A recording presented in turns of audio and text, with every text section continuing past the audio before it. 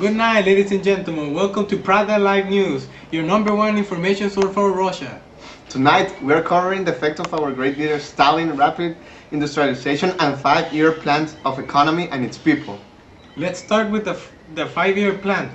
This took place between 1928 and December 1932. Its main aim were to promote heavy industry like coal, cement, iron, oil, and electricity. Was it a success? Well, in some apps, it was because, as the graph shows, electricity doubled and coal and iron. Some new industry complexes were built, such as magnetoscrub, as is seen in the photo. However, our research has shown that there were some weaknesses too. For example, in the first plan, we saw a very small increase in customer goods, and it was not enough to cope with the growing city population. Let's see our spot report in a local supermarket to see the situation with consumers' goods. Good afternoon. Well, here we are at the grocery store. As you can see, everything is sold out.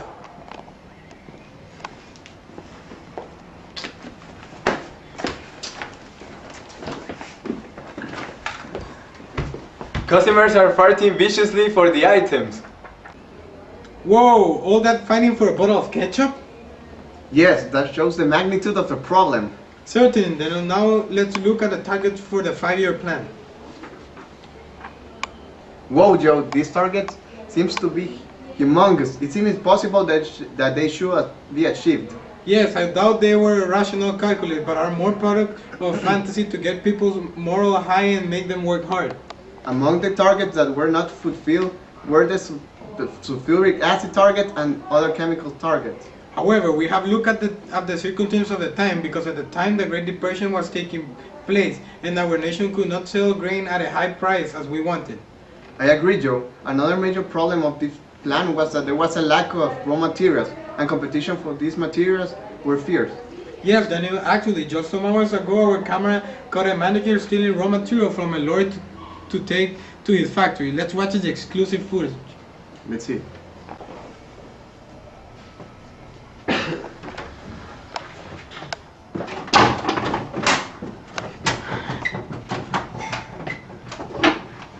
Sir, what are you doing, sir? Sir, why are you stealing?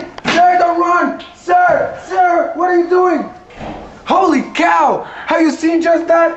A manager just stole raw materials for his factory. This tells us the graveness of the situation.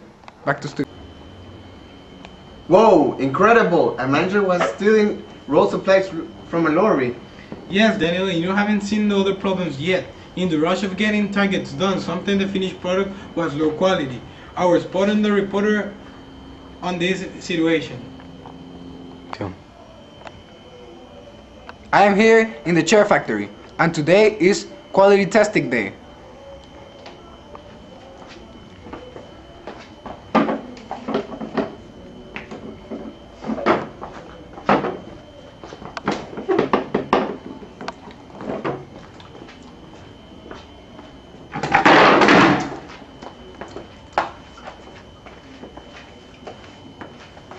Oh my god, these chairs are of bad quality! It says that the manager will be fired!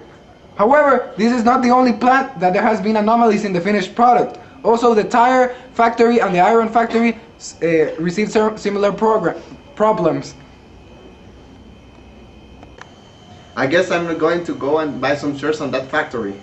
Let's continue looking at the 2 5-year plans. Well, the second 5-year plan.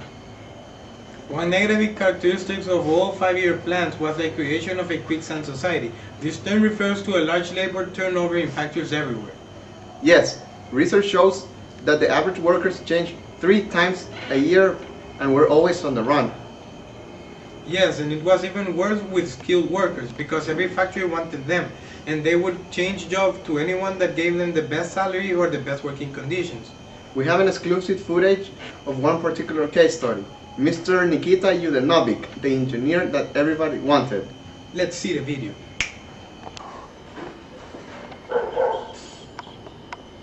Mr. Yudenovic was an engineer working in a chairman factory. However, then came another manager and offered him a better job. And he decided to quit from the chair factory and go to Super Selectos. However, it was not that easy, and the chair manager was not going to give up that easy, and tried to make him say, stay.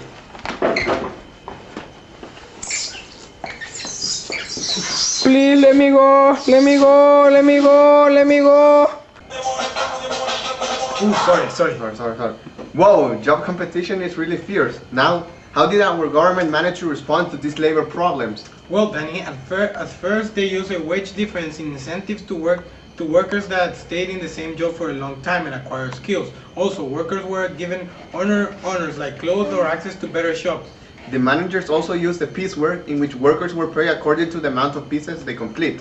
This was aimed for increased productivity. The workers honed their skills through training. The training improved as the plant's progress. The managers also used negative measures to keep the workers effectively. One example was that if a worker left the job without permission, then he or she would be sent to jail and evicted from their houses. These measures were intended to have a better control of workers. Another negative measure was to use forced labor in labor camps for criminals and people that had been exiled. These workers had often the worst jobs and the worst conditions. The state also used propaganda to encourage people to go to work. Let's see some examples of propaganda.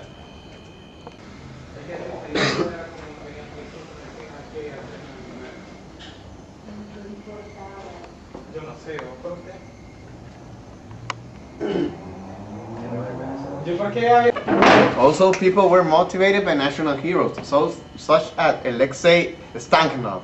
We now have an exclusive interview with Stakhanov, the national hero and national celebrity.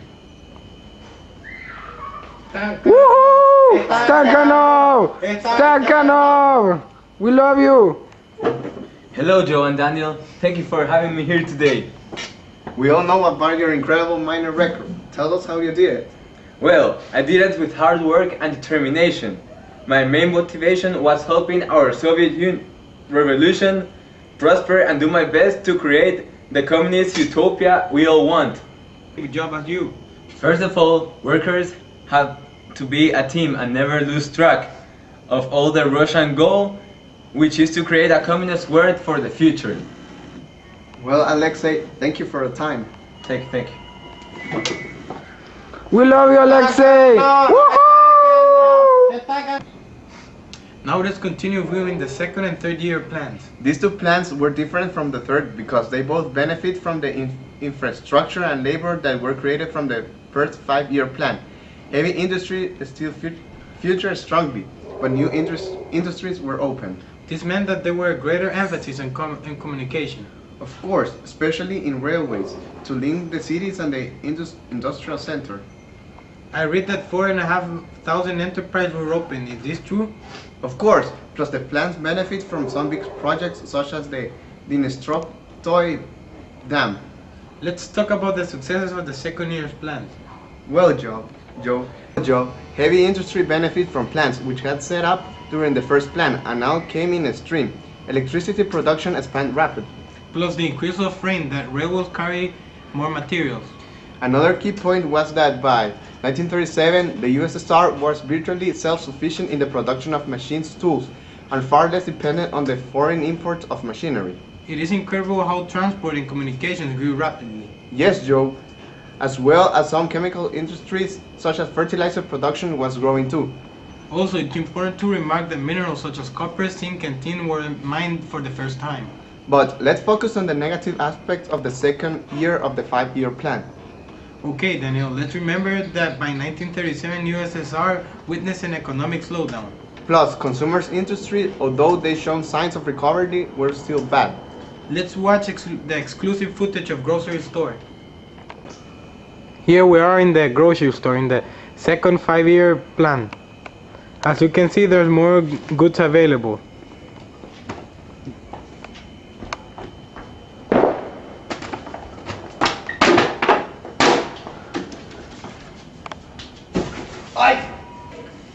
Competition is fierce. Let's not forget the fuel crisis emerging in Russia when the oil industry failed to meet its mother's target. Also, let's not forget that there was an atmosphere inside the party, which insists that Stalin has to exceed himself in the first year. This is why the second plan was more known as the consolidation plan.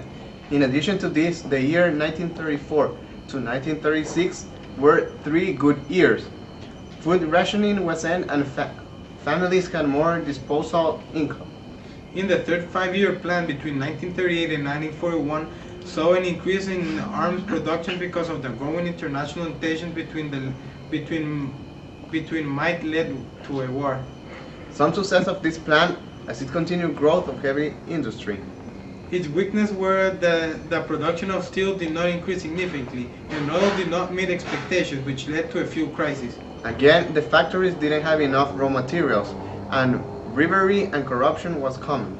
Now that we have had an overview of the characteristics of each plan, we will not interview people to see what they think of the plans. Let's interview a worker that went away from his home to work in the construction of a Moscow metro.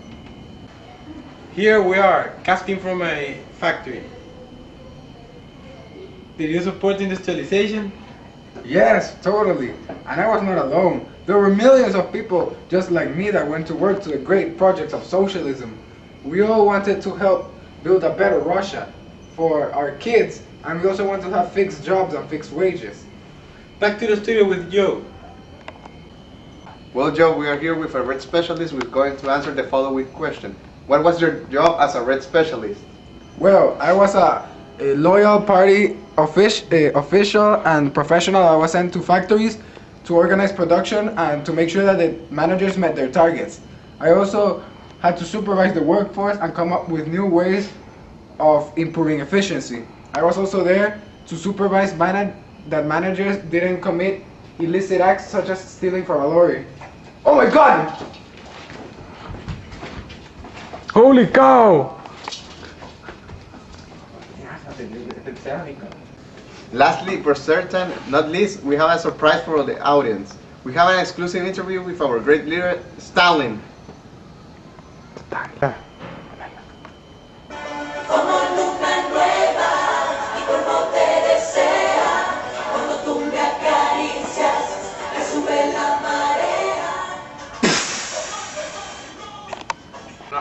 Solo...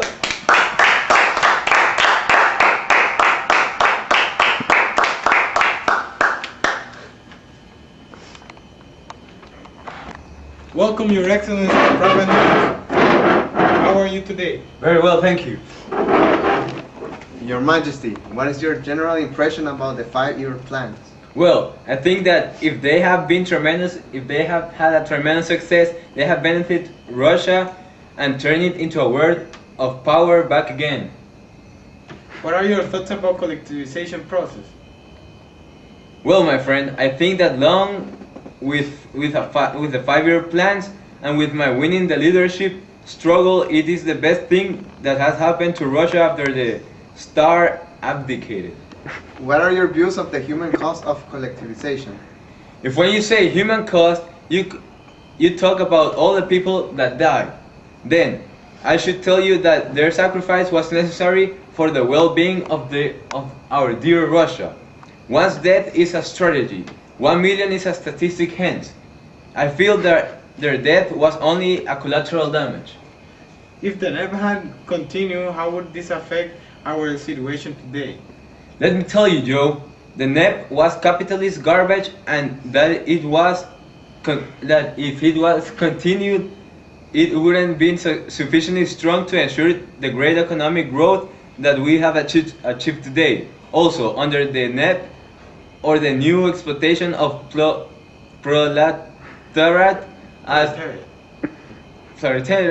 as I like to call it, if many workers were unemployed and the economy was in the hands of those filthy kulaks and netmen that control the market with their goods. Thank you very much, Your Excellency, but our time has ended. Let's all give a round of applause for our leader, the man of steel, Stalin.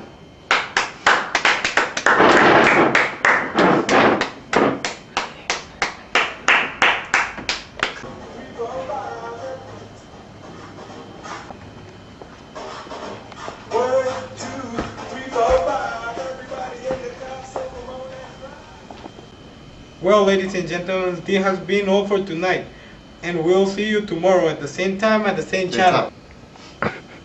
Mario as Stanley, manager, thief, quality guy, Alex Stankanov, and a customer. Roberto Melendez as reporter, customer, engineer Nikki. Daniel as commentator, Daniel Tass, customer, manager, and a reporter. Roberto Guardado as the commentator Joe Styles and a reporter.